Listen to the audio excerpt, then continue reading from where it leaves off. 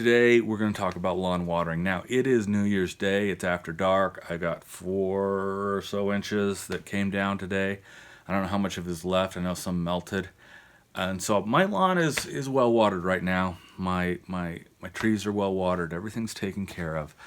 But this isn't going to last forever in Utah. Now, if you're in England, if you're in the east coast of the U.S., you're going to get a lot of rain. Out here in Utah, yeah, the only reason we have turf grass lawns is because of irrigation. Sprinklers, whether it be a hose end sprinkler, which is uncommon these days, or an in-ground irrigation system. That's the only way we can have lawns. That's the only way that bluegrass is going to survive multiple years without, it just won't do it without help. But watering is not something that you just turn on a switch and it's going to happen and you don't have to think about it. When you start out in the season in the spring, you need to do less watering. When you're in the heat of the summer, you need to do more watering. When it starts cooling down late summer into fall, you need to reduce watering and stop watering. Now, the other issues are, what kind of irrigation do you have? Do you have spray heads? They pop up and they just spray an even amount. Do you have rotors? Those are going to be, things that pop up. They're about that round and they're going to have some streams and it's going to go just kind of evenly back and forth. There's impact heads, and that's the classic that you get during the summer that I grew up with, although most of them were hose end. Or do you have something that pops up and has little finger sprays that go through your system? All these are going to be treated differently. Oh, and drip system, but we're going to talk about lawns today. All these things are going to need to be treated differently, and we're going to need to treat things differently from season to season, from month to month. That means you can't just rely on your irrigation system to do it for you. You need to go in, you need to establish how long you need to run your system in your soils, because soils make it different, for how long to get down to the level you need. And with turf grass, you're looking about 8 inches down.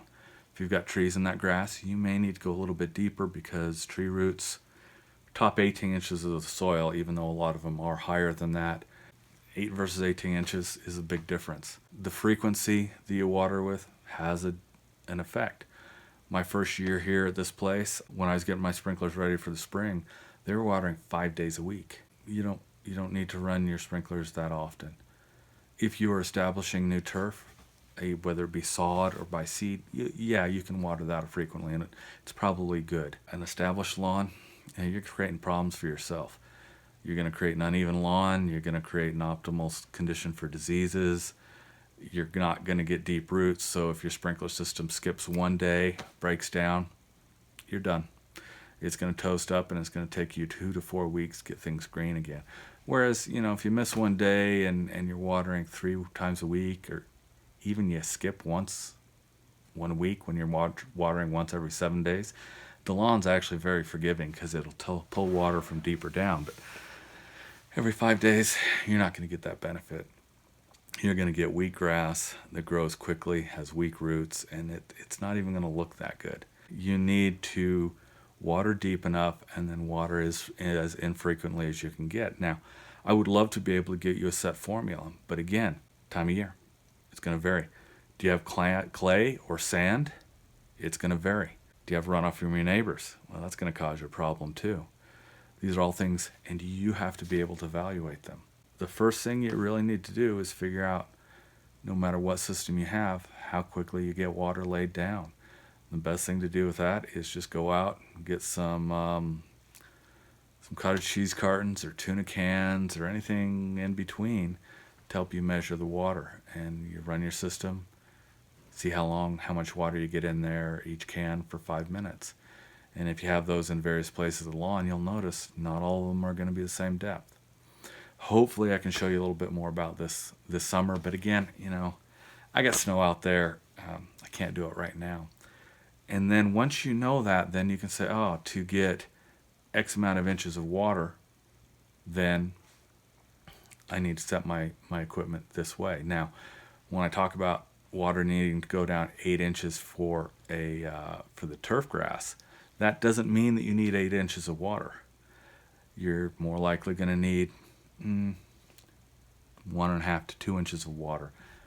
Again, that depends on your soil. Finding out how much your system will provide is absolutely key. If you don't do that, you will always be watering incorrectly. So keep that in mind. Think about the sprinklers you've got. Think about, the soil you've got. And if you can, just get a long screwdriver. I get mine 2 for $5 at Harbor Freight. Use it as a soil probe, and you can stick it down, and you'll feel whether the soil's wet or not. If you've got sandy soil, you'll feel some light scraping, but you'll feel like it's sliding down. And if the soil's dry, you'll stick it in there and either stop or go and just scrape just hideously. You'll feel it. If you've got clay that's dry, that probe is not going very far. If it's wet, you can go down a bit further and you'll feel it because it'll be slick enough to actually move through the clay. How dense the clay is, that depends on how that'll affect how deeply your screwdriver will go. So I did a video showing using a soil probe, and I'll put that up in this corner here so you can look at that. And we'll see if we can get you ready for the summer and the spring. Because really, again, I said this before, I'll say it again every video in the winter. Now is when you prepare for spring. If you're not taking this stuff into account now and giving some plans ahead right now, come spring, you're not going to be ready. So keep that in mind. We'll do some more videos of planning and preparation and things to think about over the next few weeks, and we'll get you ready to have a good experience, because really everyone should have a good experience in the lawn and garden. You may not even like your lawn and garden, or at least going out and do the work, but that doesn't mean that you have to have a bad experience. That just means that it's not your funnest thing in the world, but we do a lot of things that aren't the funnest thing in the world that end up being very rewarding. So catch you later. Manana.